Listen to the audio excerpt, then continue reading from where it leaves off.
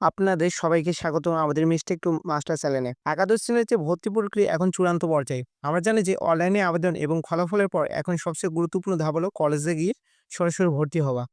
আর এই ভর্তির জন্য প্রতিটি কলেজ তাদের নিজস্ব ফরম পূরণ করতে দেয়।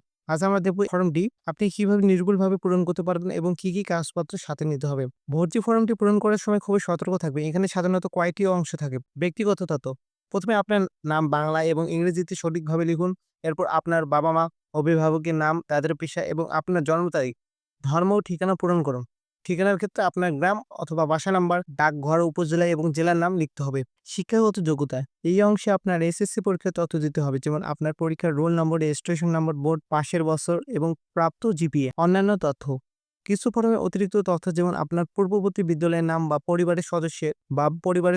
পরিবারের সদস্যদের শিক্ষাগত যোগ্যতার মতো তথ্য চাইতে পারে। ফর্মটি ভালোভাবে পড়ে প্রতিটি ঘর পূরণ করুন। মনে রাখবেন, ফর্মে কোনো ভুল তথ্য দেওয়া যাবে না। কোনো ঘর পূরণ করতে সমস্যা হলে কলেজের হেল্প ডেস্ক থেকে সাহায্য নিতে হবে। আবেদনপত্র পূরণের পাশাপাশি আপনাকে কিছু গুরুত্বপূর্ণ কাগজপত্র জমা দিতে হবে।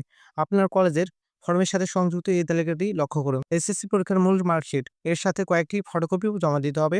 এসএসসি পরীক্ষার মূল প্রশংসাপত্র, এটিও ফটোকপি সহ জমা দিতে হবে। এসএসসি পরীক্ষার মূল প্রবেশপত্র ও রেজিস্ট্রেশন কার্ড, এই দুটিও ফটোকপি সহ জমা দেবেন। নির্দিষ্ট সাইজের, সাধারণত পাসপোর্ট সাইজের সাম্প্রতিক তোলা ছবি সাথে রাখবেন। অভিভাবকের ছবিও লাগতে পারে। একটি গুরুত্বপূর্ণ বিষয় হলো প্রতিটি কলেজে ভর্তি পরীক্ষা এবং কাগজপত্র জমা দেওয়ার নিয়ম কিছুটা ভিন্ন হতে পারে।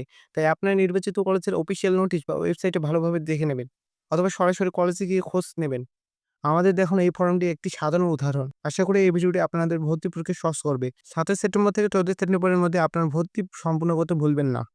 ভিডিওটি ভালো লাগলে লাইক দিন এবং ভর্তি সংক্রান্ত আরো গুরুত্বপূর্ণ তথ্য পেতে আমাদের চ্যানেলটি সাবস্ক্রাইব করুন। সবাইকে শুভকামনা।